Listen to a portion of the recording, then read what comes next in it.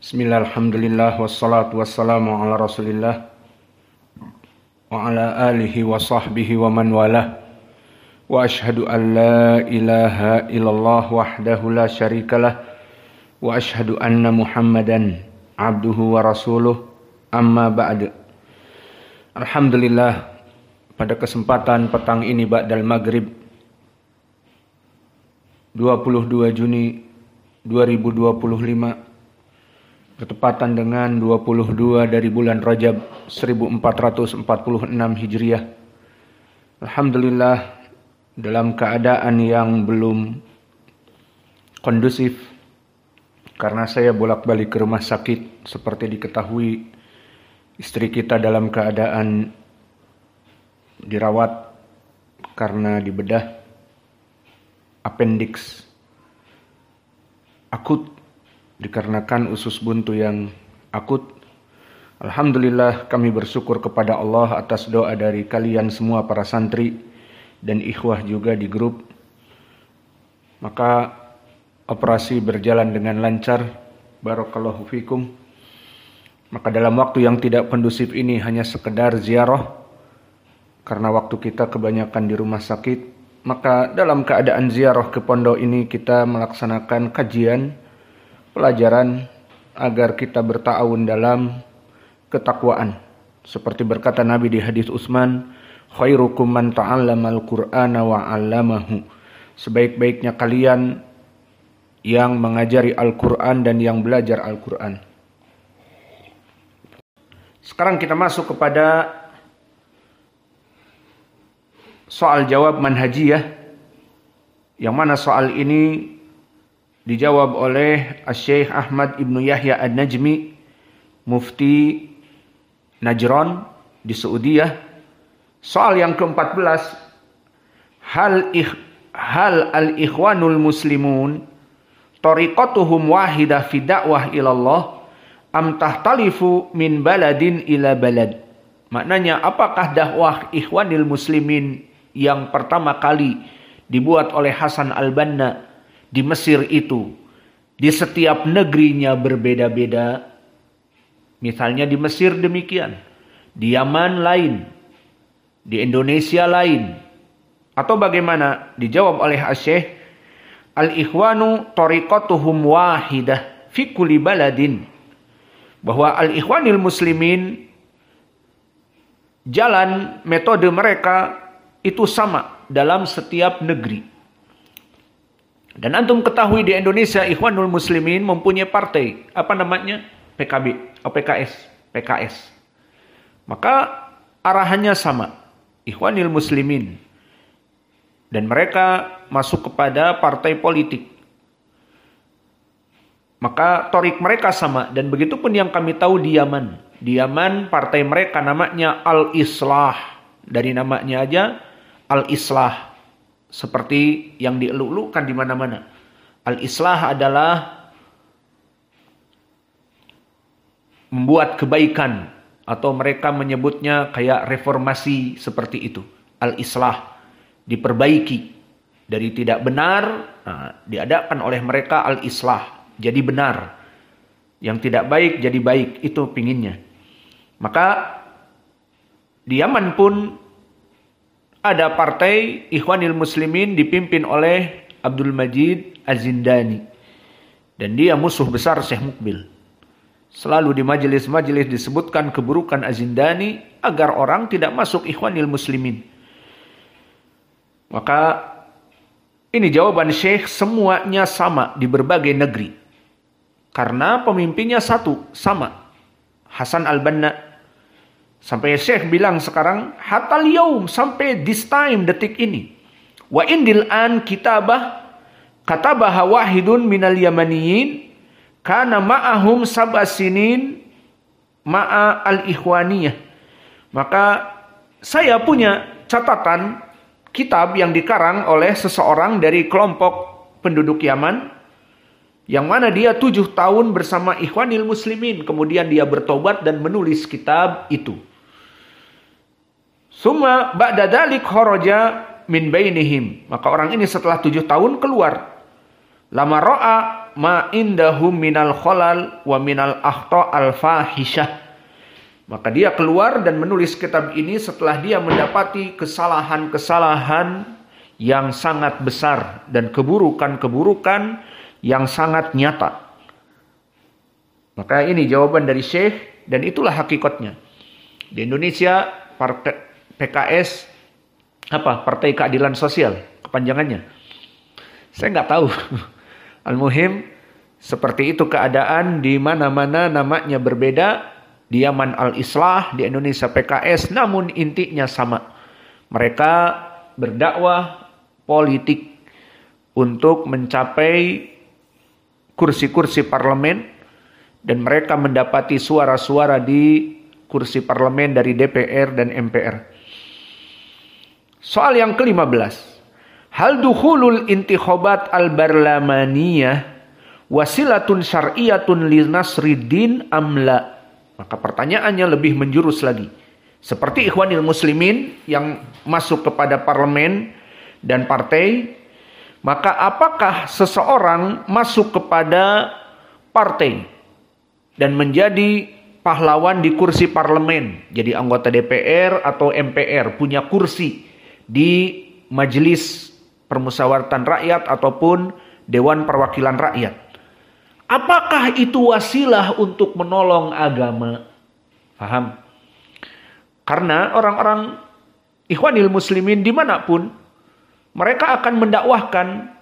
Dan itu yang dibawa pemikiran Roja di zaman now, di mana di saat mereka bangga dengan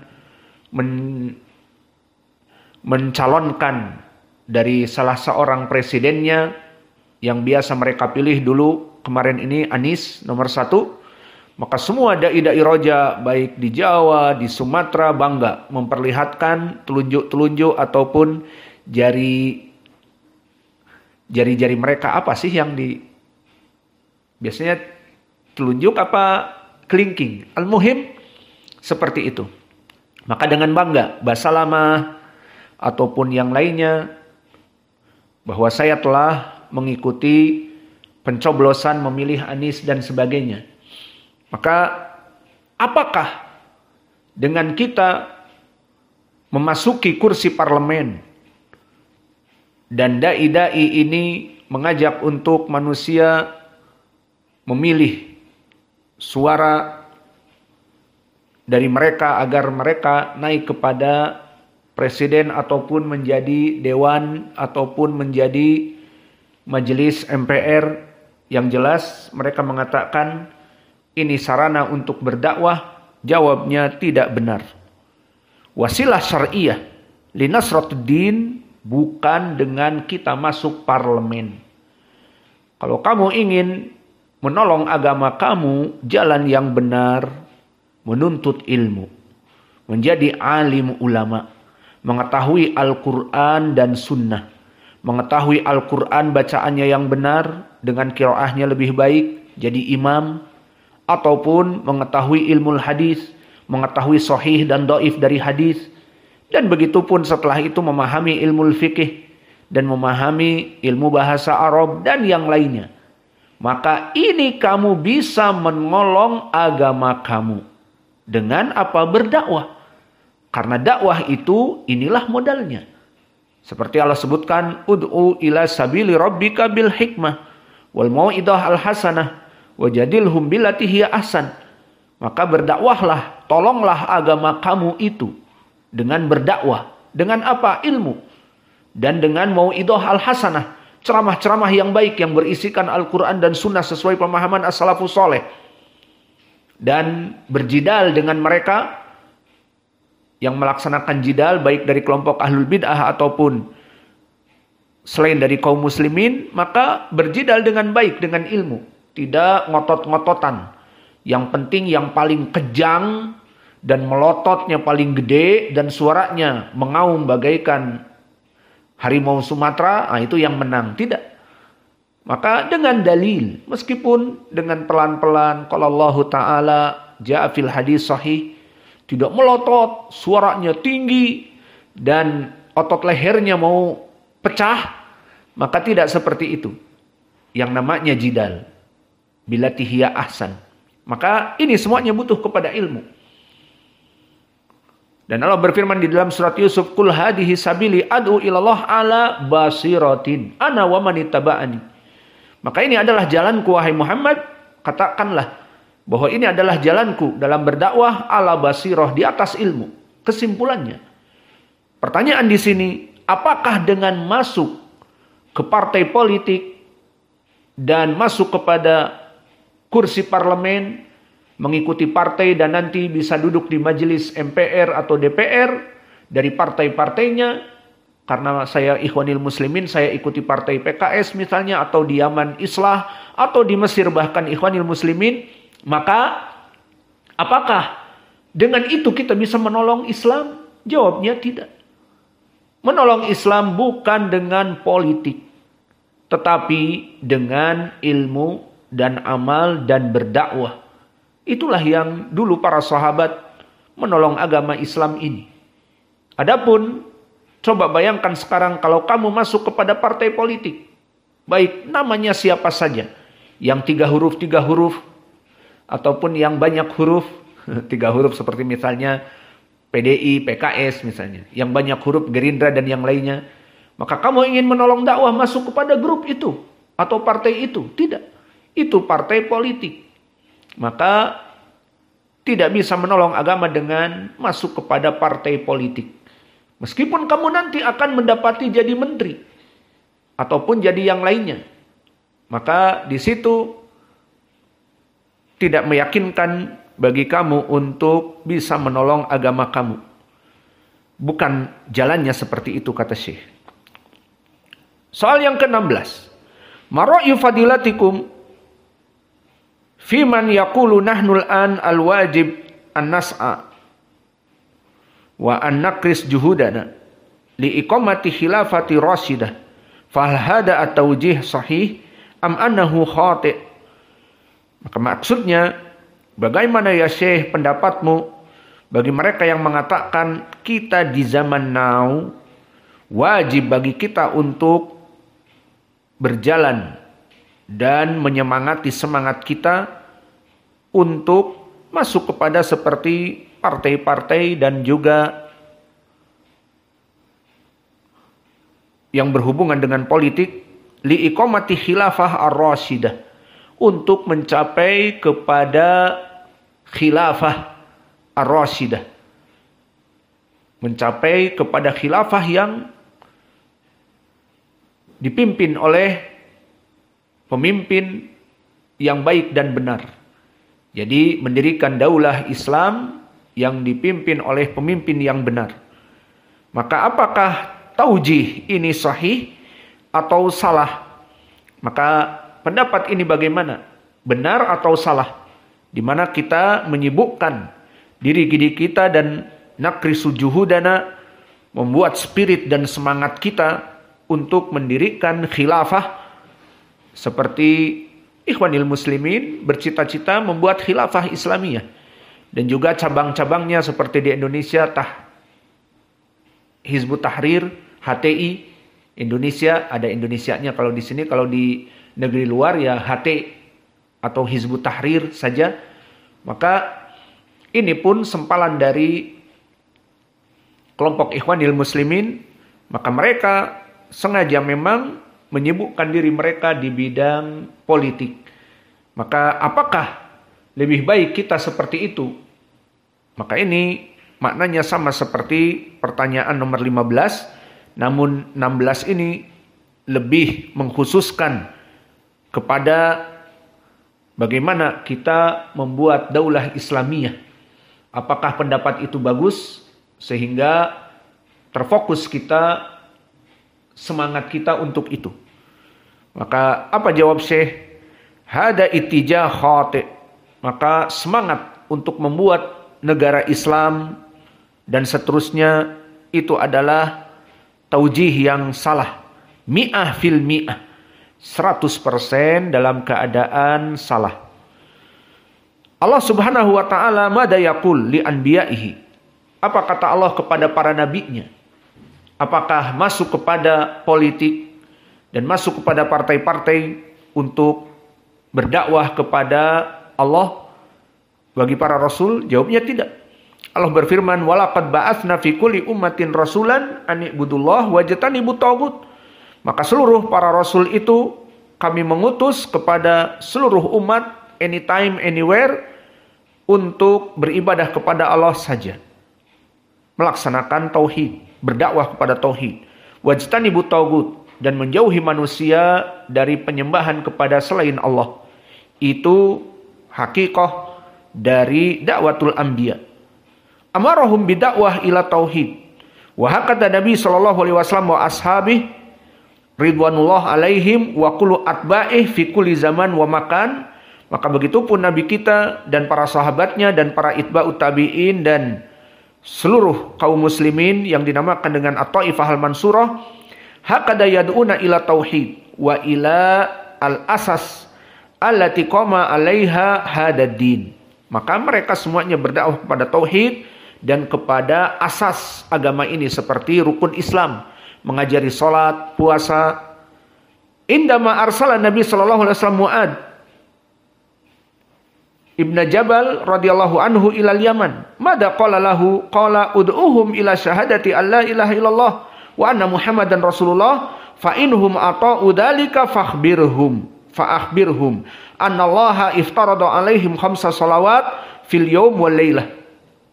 Al hadis. Maka di sini seperti biasa kita mentakhrij hadis ini.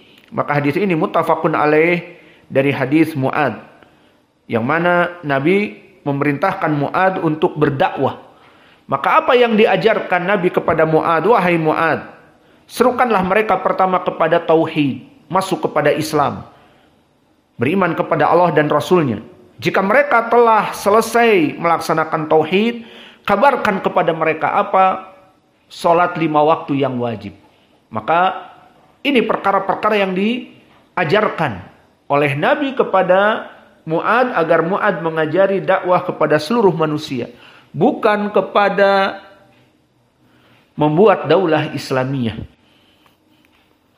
Maka datang ke Yaman, Mu'ad terus mengajak orang-orang Yaman untuk berkumpul, membuat partai, membuat kelompok, dan membangun daulah Islamiyah.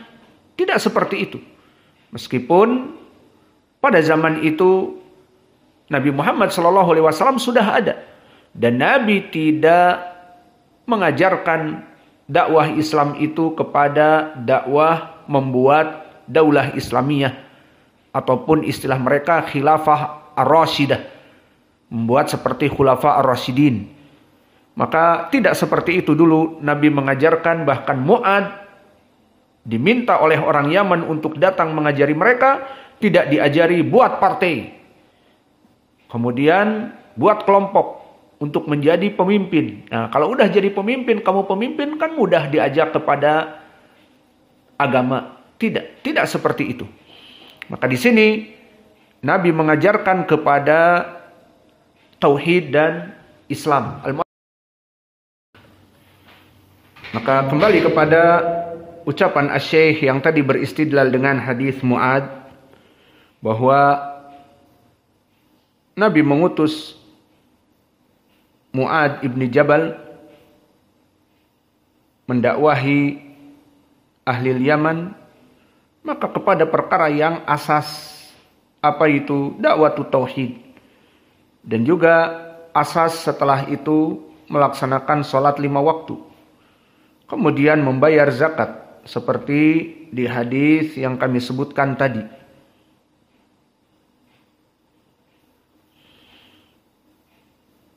Kemudian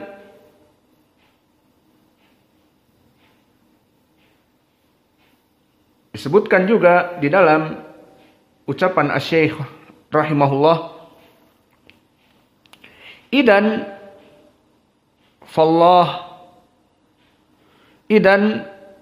fallahu subhanahu wa ta'ala amara bi an takuna dakwah ila tauhid wa ila asasiddin. Maka lihat, Allah Jalla wa Ala memerintahkan kepada Nabi Muhammad dan kepada Mu'ad agar melaksanakan dakwah kepada tauhid dan kepada asas din. Asasuddin seperti tadi. Salah, zakah, puasa Ramadan, hajjil bait. Fa idza qulna, maka jika kita mengatakan nahnu nad'u ilal khilafah, kita mengajak kepada khilafah Islamiyah, mendirikan daulah Islamiyah, Darul Islam, negara Islam Indonesia, NII dan seterusnya misalnya. Maka faqad taraknal asas alladzi amarallahu bihi wa rasuluhu. Berarti kita telah meninggalkan dari asas apa yang diajarkan oleh Allah dan kepada nabinya. Jika kita menyibukkan diri kepada permasalahan membuat daulah, mendirikan daulah Hizbut Tahrir dan yang lainnya ikhwanil muslimin, maka kita telah meninggalkan perkara yang asas. Amal khilafah fahiya qad inqadat min zaman fasataku wasatakunu fi akhir zaman indama yuqaddiruhallahu wa yuhayyi'uha walasna mukallafin bidakwah ila khilafah wa innama kallafna bidakwah ila tauhid wa man da'a ila khilafah taraka ma kalafahullahu bihi wa atama kalafahu bihi ahlu hizbihi. Maka maksudnya di sini bahwa barang siapa yang kita ini lebih mendahulukan semangat kita untuk membuat khilafah, maka kita telah memberat-beratkan diri kita kepada perkara yang tidak dibebankan oleh Allah kepada kita. Maka tidaklah kita ini terbebani untuk melaksanakan membuat daulah Islamiyah, tetapi kita di sini dibebani oleh Allah untuk berdakwah kepada tauhid. Maka barang siapa yang mengajak kepada dakwah membentuk negara ataupun sibuk dengan membuat negara ataupun masuk kepada khilafah, membuat negara Islam, maka dia telah meninggalkan kewajiban yang Allah berikan kepada dia untuk melaksanakan tauhid. Karena hidup ini untuk beribadah. Wa ma khalaqtul jinna wal insa illa liya'budun. Tidaklah Allah menjadikan jin dan manusia kecuali untuk beribadah kepada Allah. Dan barang siapa yang menyibukkan dengan perkara ini, maka dia telah memberatkan dirinya kepada kelompok-kelompok tertentu. Dan Allah berfirman, am lahum syuraka syara'u lahum minad din ma lam ya'dam bihillah. Maka Allah telah berfirman, apakah ada bagi mereka orang-orang yang diperbolehkan untuk membuat syariat selain dari syariat Islam, syariat Allah. Fal khilafah lillah subhanahu wa ta'ala wa huwa alladhi yuqaddiruha indama yaqumu dhalikal qa'im min ahli baiti Rasulillah sallallahu alaihi wasallam wa huwal mahdi alladhi yuti'u linuzuli Isa alaihi salam. Nikmah hadhihi khilafah allati satakun. Maka adapun khilafah yang kebanyakan manusia cita-citakan sekarang, semuanya mengaku Imam Mahdi, maka itu semuanya akan diatur oleh Allah. Di saat turunnya Isa alaihi salam untuk membunuh Dajjal, maka pada saat itu telah ada khilafah dan Allah menjadikannya dari ahli bait, dari Quraisy. Dan itu yang akan ditakdirkan oleh Allah. Idan fahiya takunu mata Allah laha la mata syi'na. Maka khilafah yang diinginkan seperti sekarang kita membuat khilafah Islamiyah, kita mengaku menjadi Imam Mahdi dan seterusnya, maka itu permasalahan khilafah dikembalikan kepada Allah dan bukan dari keinginan kita. Wal qaul bi annahum ya'maluna min ajliha fal amalu min ajliha amalun batilun. Maka barang siapa yang menyibukkan dirinya dengan melaksanakan, membuat khilafah, membuat negeri Islam, dan disibukkan usia dan umurnya untuk itu, maka itu perkara yang batil. Wahadihi niyah batilah la yajuz lahum an yuzawilu ad-da'wah min ajliha. Maka tidak boleh bagi mereka dijadikan niat untuk membuat daulah Islamiyah itu untuk tujuan kehidupan mereka dan menyaingi dari dakwah tauhid. Fa innahum qasadu bidakwatihim hadhihi as-siyasah faqat. Karena pada hakikatnya mereka yang mengajak kepada membuat daulah Islamiyah, maka mereka intinya adalah hanya mengajak kepada politik saja. Wa qasadu al-wusul ilal karasi. Dan pada hakikatnya mereka hanya mengajak kepada partai dan bagaimana mendapatkan kursi di parlemen. Itu tujuan dari goyah mereka. Bukan mereka intinya untuk berdakwah. Wa inna lillahi wa inna ilaihi raji'un. Maka seperti biasa Syekh dalam keadaan memberitahukan bagaimana keburukan yang ada, dia mengatakan inna lillahi wa inna ilaihi raji'un. Seperti kami sebutkan, faida asabatkum musibah faqalu inna lillahi wa inna ilaihi raji'un.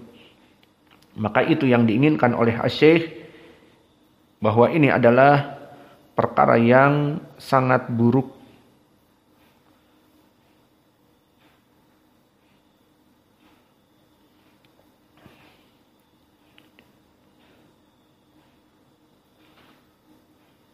Maka selesailah dari jawaban Syekh tentang permasalahan hakikah ikhwanil muslimin.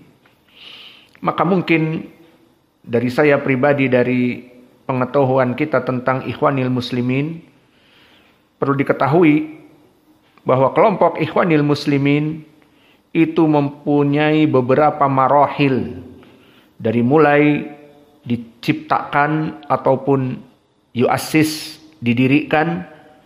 Maka dakwah mereka dengan dakwah yang ada di zaman now itu berbeda-beda. Maka dari marhalatul ula, marhalah yang pertama, Hasan al-Banna mendirikan Ikhwanil Muslimin di tahun 1928 dan sampai 1938.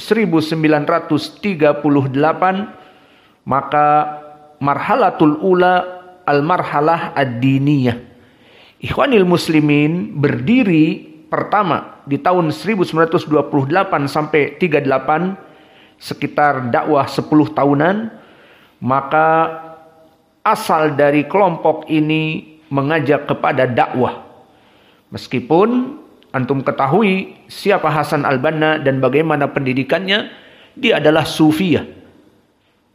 Namun yang menjadi poin adalah marhalah pertama dari Ikhwanil Muslimin adalah mengajak manusia kepada dakwah agama. Meskipun dia adalah orang sufi dan juga mempunyai thariqah tertentu, maka dia mengajak kepada as-sufiyah. Namun poinnya, pertama kali didirikan Ikhwanil Muslimin dalam marhalah ad-diniyah. Kemudian setelah 1938 masuk kepada marhalah as-siyasiyah. Maka putar haluan Hasan al-Banna dan pengikutnya mulai dari tahun 1938 merubah Ikhwanil Muslimin menjadi siyasah, menjadi kelompok partai, bukan mengajak kepada agama Islam lagi, tetapi politik Islam. Maka di sini disebutkan oleh Al Hasan al-Banna sendiri bahwa kita sekarang merubah haluan dakwah kita yang tadinya kepada umum, disebutkan ila khairi dakwatil khassah, kepada kekhususan, Seperti mereka orang-orang mas'ulin min kudatil bilad, dari tokoh-tokoh orang-orang yang menjabat, wa zu'amaihi wa wuzaraihi, dan dari menteri-menteri dan dari pemimpin-pemimpin partai, wa hukamihi, dan para hakimnya, wa nuwabihi, dan dari para pemimpin-pemimpinnya. Itu kita mengajak kepada partai siasah Ikhwanil Muslimin. Maka mulailah tahun 1938 Ikhwanil Muslimin berkecimpung di siasah ataupun di politik. Dan ini dari Hasan al-Banna itu sendiri. Maka mulai dari tahun 1940, setelah mulai berkecimpung, mulailah terjadi perpecahan.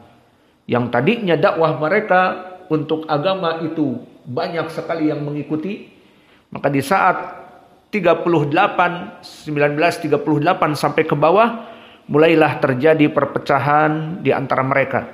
Maka timbullah kelompok dinamakan Jamaah Syabab Muhammad, itu termasuk dari kelompok sempalan Ikhwanil Muslimin yang tidak setuju kepada permasalahan siasah. Jadi lebih mengedepankan politik untuk mencapai kursi parlemen.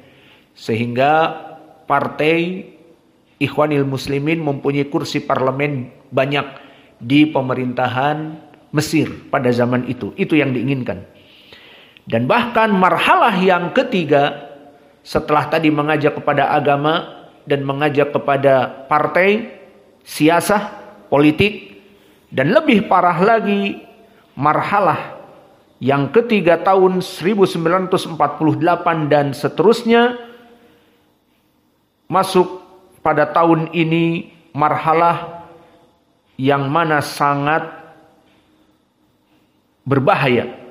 Marhalatu anfil jamaah, marhalah dari jamaah Ikhwanil Muslimin menjadi teror, menjadi kelompok-kelompok yang keras. Maka pada tahun-tahun ini 1948 mereka mempunyai jihaz asirri lil jamaah.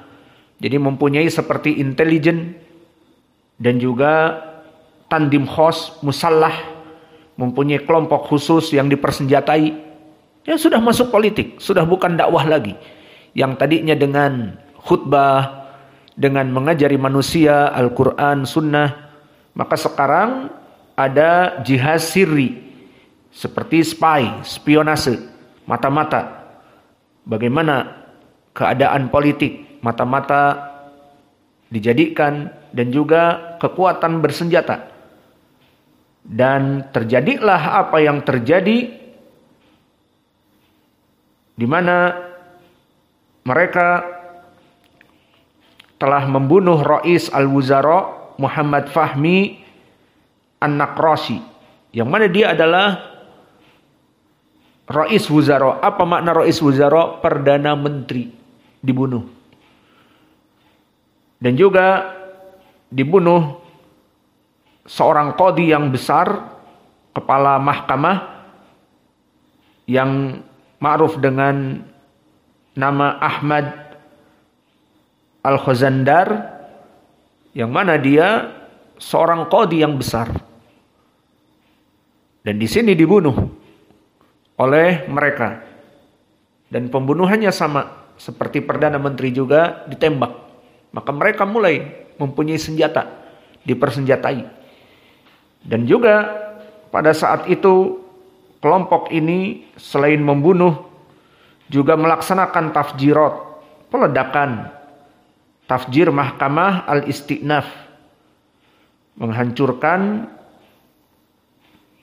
kalau di Indonesia namanya gedung pengadilan, kantor pengadilan negeri, maka dihancurkan.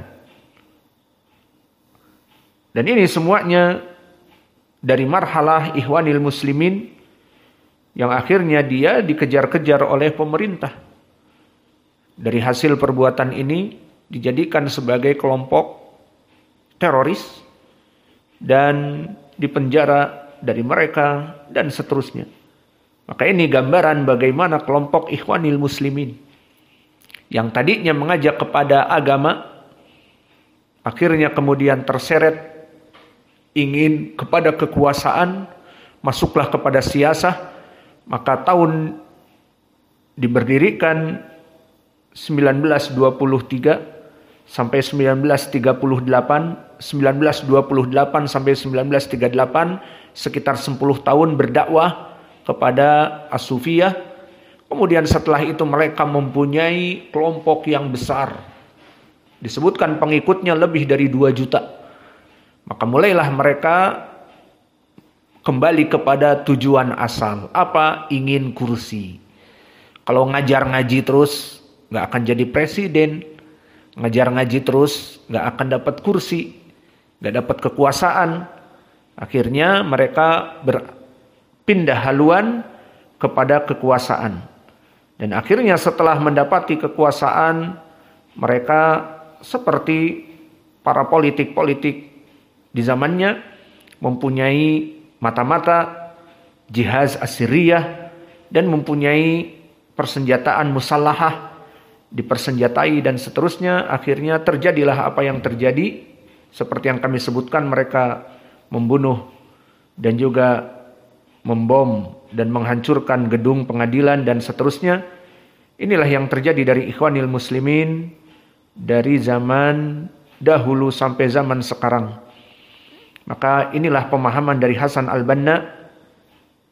Maka oleh sebab itu jawaban Syekh tadi, bagaimana kelompok Ikhwanil Muslimin apakah bisa berdakwah untuk Islam dan menolong Islam dengan jalan masuk kepada partai Ikhwanil Muslimin?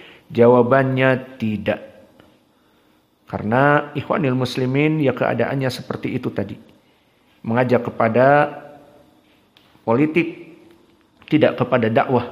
Dan jika dakwah pun, dakwahnya kepada Sufiyah dan Thariqat Naqsabandiyah. Mungkin ini yang bisa kita berikan dari soal jawab Asy-Syaikh tentang Ikhwanil Muslimin. Wa naktafi ila huna wa jazakumullahu khaira wa barakallahu fi ilmikum. Nuqimus shalah barakallahu fikum.